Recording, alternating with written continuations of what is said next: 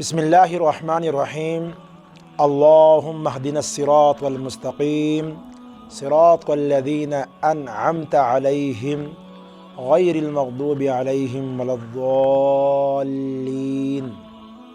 حق نیوز کی خصوصی نشریات جمال رمضان کے اسپیشل سیگمنٹ نور سنت کے پلیٹ فارم سے اپنے ناظرین و ناظرات، سامعین و سامعات کو السلام علیکم ورحمۃ اللہ وبرکاتہ۔ پیارے ناظرین و ناظرات، رمضان المبارک کا مقدس مہینہ اور اس میں روزہ اور روزے کے ساتھ جڑی ہوئی ایک خاص اہم اللہ کی نعمت وہ ہے دعا۔ رمضان کا مہینہ صرف روزے کے نہیں ہے، رمضان کا مہینہ دعا کا مہینہ بھی ہے۔ آج ہم اس نور سنت کے اسپیشل سیگمنٹ کے توسط سے دعا کے حوالے سے چند باتیں کریں گے۔ آپ انہیں توجہ کے ساتھ سماعت کریں اور اس پر عمل کرنے کا اہتمام فرمائیں۔ آقا کریم صلی اللہ علیہ وسلم کا فرمان ہے، ثلاث دعوات لا ترد، دعوت الوالد ودعوت الصیام ودعوت الصائم ودعوت المسافر۔ تین لوگوں کی دعائیں جو ہیں وہ رد نہیں کی جاتی۔ ایک والد کی دعا رد نہیں ہوتی، ایک روزہ دار کی دعا رد نہیں ہوتی، اور ایک مسافر کی دعا رد نہیں ہوتی۔ یہ تین دعائیں، یہ تین شخصوں کی دعائیں بہر صورت اللہ تعالیٰ کے ہاں قرب پاتی ہیں، قبولیت کا درجہ رکھتی ہیں۔ رمضان المبارک کا مہینہ یہ اللہ کا قرب کا مہینہ ہے۔ اس سے ایک مومن اپنے اللہ کے بہت قریب رہتا ہے، کیونکہ رمضان المبارک کا مہینہ رحمتوں کے دروازے کھلنے کا مہینہ ہے۔ رمضان المبارک کا مہینہ مغفرتوں کا مہینہ ہے۔ رمضان المبارک کا مہینہ معافی کا مہینہ ہے۔ رمضان المبارک کا مہینہ نجات کا مہینہ ہے، اور رمضان المبارک کا مہینہ جہنم کے دروازے بند ہونے کا مہینہ ہے۔ رمضان المبارک کا مہینہ مایوسی سے نکلنے کا مہینہ ہے، اور اللہ کی رحمت کے قریب ہونے کا مہینہ ہے۔ اور اللہ کے رحمت کے قریب ہونے کا سب سے بہترین ذریعہ اللہ کے ساتھ خاص تعلق قائم کرنا، اور وہ تعلق قائم کرنے میں دعا سب سے اہم درجہ رکھتی ہے۔ حدیث مبارکہ میں ہے، الدعاء مخ العبادہ، دعا عبادت کا مغز ہے۔ رمضان میں روزہ عبادت، رمضان میں سحری عبادت، رمضان میں دن بھر تقوی کے ساتھ وقت گزارنا عبادت، رمضان میں افطاری کا وقت اور افطاری عبادت، رمضان کی نمازیں عبادت، رمضان میں تلاوت عبادت، رمضان میں ذکر و اذکار عبادت، رمضان میں درود پاک عبادت، رمضان میں کلمہ عبادت، رمضان میں توبہ اور استغفار عبادت، رمضان میں صدقہ اور خیرات عبادت، رمضان میں احسانات عبادت، رمضان میں غریبوں کا خاص خیال کرنا عبادت، رمضان میں فقیروں پر خاص نظر رکھنا عبادت، رمضان میں افطاری کی تقسیم عبادت، رمضان میں ہر یتیم پر نظر رکھنا اور اس کی خبر گیری کرنا عبادت، رمضان میں اللہ تعالیٰ کے خاص قرب پانے کے لیے ہاتھوں کو ہر دم اٹھانا عبادت۔ یہ اتنی ساری عبادات ہیں، اتنی ساری عبادات ہیں، اس سے ایک بندہ اللہ کا قرب پاتا ہے، اور جتنا اللہ کا قرب پاتا ہے اس قرب کے وقت جو بندہ کسی کے قریب ہو، اور جو قریبی بندہ ہوتا ہے، اس کی سفارش، اس کی بات اور اس کی کوئی بھی چیز ہے، وہ اس اہل قریب، اہل قربت جو ہوتے ہیں وہ اس کو رد نہیں کرتے۔ تو جب ہم رمضان میں اللہ کے اتنے قریب ہوتے ہیں تو اللہ تعالی ہماری بات کو بھی، ہماری التجا کو بھی، ہماری فریاد کو بھی، ہماری خواہشات کو بھی، ہماری تمناؤں کو بھی، ہماری حاجات کو بھی اللہ تعالیٰ کبھی بھی رد نہیں فرمائیں گے۔ اور رسول اللہ صلی اللہ علیہ وسلم نے 3 بندوں کے بارے میں بتا دیا ہے کہ ان 3 بندوں کی دعائیں رد نہیں ہوتیں۔ نمبر 1 والد کی دعا، نمبر 2 روزہ دار کی دعا، اور نمبر 3 مسافر کی دعا۔ تو نبی کریم صلی اللہ علیہ وسلم کی بات سچی ہے، پکی ہے اور پتھر پہ لکیر ہے۔ ہمیں افطار کے وقت یہ وہ وقت ہوتا ہے کہ جو ہم بازاروں میں ضائع کر دیتے ہیں، یہ وہ وقت ہوتا ہے جو ہم خریداری میں ضائع کر دیتے ہیں، یہ وہ وقت ہوتا ہے جو ہماری خواتین اپنے کچن میں ضائع کر دیتی ہیں، یہ وہ وقت ہوتا ہے جو پکوڑے اور سموسے اور فروٹ چاٹ بنانے میں وقت ضائع کر دیتے ہیں، جبکہ یہ وہ وقت ہوتا ہے کہ اللہ تعالیٰ کے سامنے ہاتھ اٹھانے کا وقت ہوتا ہے، اللہ کا قرب پانے کا وقت ہوتا ہے، اللہ سے باتیں کرنے کا وقت ہوتا ہے، اللہ سے مانگنے کا وقت ہوتا ہے، اپنی حاجات، اپنی ضروریات اللہ سے پوری کروانے کا وقت ہوتا ہے، لیکن یہ وقت ہم ضائع کر دیتے ہیں۔ افطار کا وہ وقت ہوتا ہے جس میں ہر روزہ دار کی دعا اللہ قبول فرماتے ہیں۔ ایسے نہیں کہ بس فوری طور پہ بیٹھ گئے اور بس افطار میں چند لمحے باقی ہو گئے، ہاتھ اٹھا لیا اور ہاتھ اٹھانے کے بعد 2-4 لفظ بول دیے، بس ٹھیک ہے۔ نہیں، ہر چیز میں اس کا اکرام، اس کا احترام، اس کے آداب بہت زیادہ ضروری ہوتے ہیں۔ اگر فرضی خاکے پورے کرنے ہوں اور فرضی ہی سب چیزیں پوری کرنی ہوں تو یہ اللہ کے ہاں نہیں چلے گا۔ اکرام، آداب، حقوق اور اس کا التزام یہ بہت ضروری ہے۔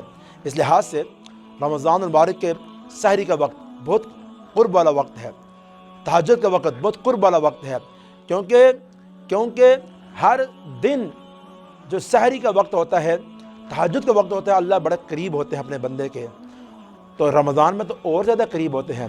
پھر قرآن کریم میں سورۃ البقرہ میں آیت ہے وَإِذَا سَأَلَكَ عِبَادِي عَنِّي فَإِنِّي قَرِيب۔ یہ آیت رمضان کے آیات کے ساتھ، احکامات کے ساتھ قریب قریب ہے۔ اور اس آیت کے قرب کا تعلق کیا ہے کہ یہ آیت اور یہ موسم، رمضان کا موسم دعاؤں کا موسم، دعاؤں کی قبولیت کا موسم، اللہ کے قرب کا موسم، رمضان کا موسم تقوی کا موسم، رمضان کا موسم پرہیزگاری کا موسم، رمضان کا موسم اللہ کی یاد کا موسم، رمضان کا موسم قرآن کی تلاوت کا موسم، رمضان کا موسم اللہ تبارک و تعالیٰ کے ساتھ مضبوط تعلق قائم کرنے کا موسم۔ جب یہ ایسے موسم میں آپ رہ رہے ہیں تو پھر اس موسم کے اثرات ہماری زندگی میں نہ ہوں، ہمارے جسم پر نہ ہوں، ہمارے گھر کے اندر نہ ہوں، ہماری گلی کے اندر نہ ہوں، ہمارے بازار کے اندر نہ ہوں، ہماری مارکیٹس میں نہ ہوں، ہمارے شہر میں نہ ہوں، ہمارے گاؤں میں نہ ہوں، ہمارے قصبے میں نہ ہوں، تو پھر یہ بہت بڑی نقصان کی بات ہوگی۔ تو دعا صرف اللہ سے مانگی جاتی ہے، صرف اللہ سے مانگی جاتی ہے، صرف اللہ سے مانگی جاتی ہے۔ اس کے علاوہ کسی کے دروازے کے سامنے جا کے جھکنا، کسی کے سامنے سجدہ نیازی کرنا، کسی کے سامنے آہوازاری کرنا ہرگز جائز نہیں ہے۔ قرآن کریم میں ہمیں اللہ نے کہا وَإِذَا سَأَلَكَ عِبَادِي فَإِنِّي قَرِيب۔ جب میرے بندے میرے بارے میں سوال کریں تو بتائیں ان کو کہ میں ان کے قریب ہوں۔ قریب کا معنی ہوتا ہے بہت قریب ہوں۔ اور اللہ اپنے کلام میں دوسری جگہ فرماتے ہیں وَنَحْنُ أَقْرَبُ إِلَيْهِ مِنْ حَبْلِ الْوَرِيدِ۔ اللہ فرماتے ہیں کہ ہم اپنے بندے کی جو شہرگ ہے اس سے بھی زیادہ اس کے قریب ہیں۔ تو اللہ اتنا قریب ہے، اللہ اتنا قریب ہے، اللہ اتنا قریب ہے، تو پھر ہمیں اس سے کیوں نہ مانگنا چاہیے؟ پھر ہمیں اس کے سامنے آہوازاری کیوں نہ کرنی چاہیے؟ پھر ہم اس کے سامنے ہاتھ کیوں نہ پھیلائیں؟ پھر ہم اس کے سامنے دامن کیوں نہ پھیلائیں؟ روئیں، آنسو بہائیں۔ ایک آنسو آپ کی آنکھ سے نکلا ہوا ایک آنسو آپ کی جہنم کی آگ کو بجھا دے گا۔ یہ ایک نکلا ہوا آنسو آپ کی کئی سال کی اللہ کی ناراضگی کو مٹا دے گا۔ یہ آنکھ سے نکلا ہوا ایک آنسو آپ کے دل کی دنیا کو بدل دے گا۔ یہ آنکھ سے نکلا ہوا ایک آنسو آپ کی زندگی کو بنا دے گا۔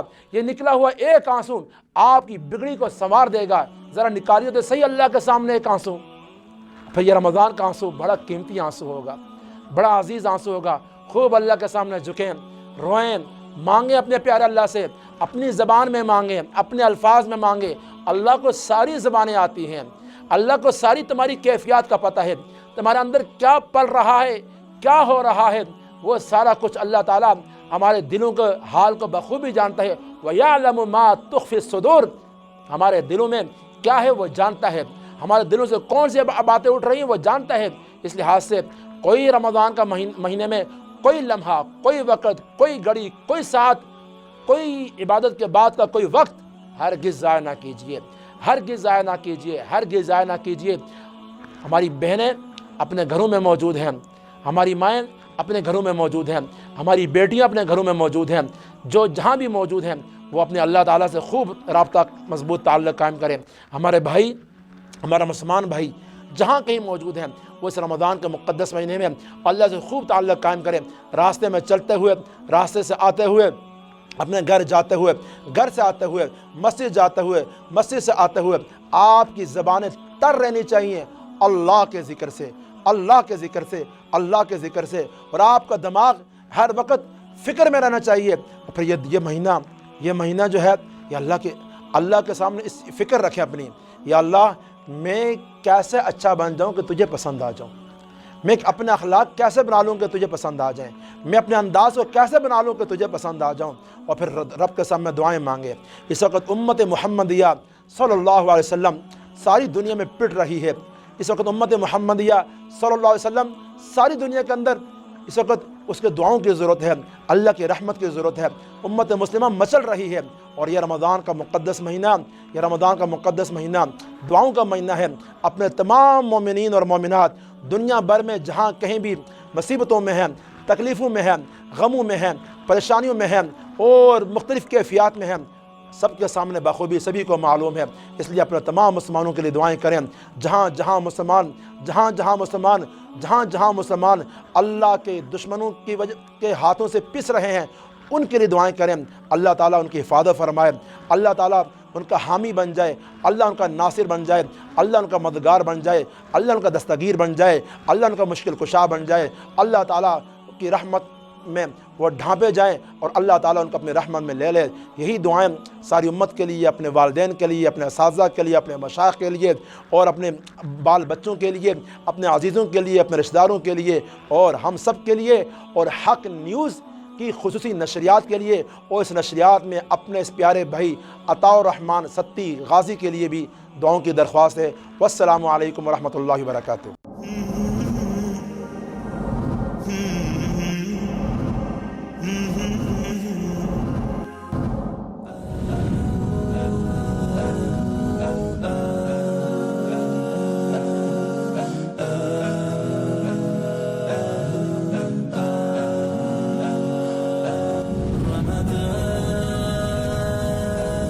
Ramadan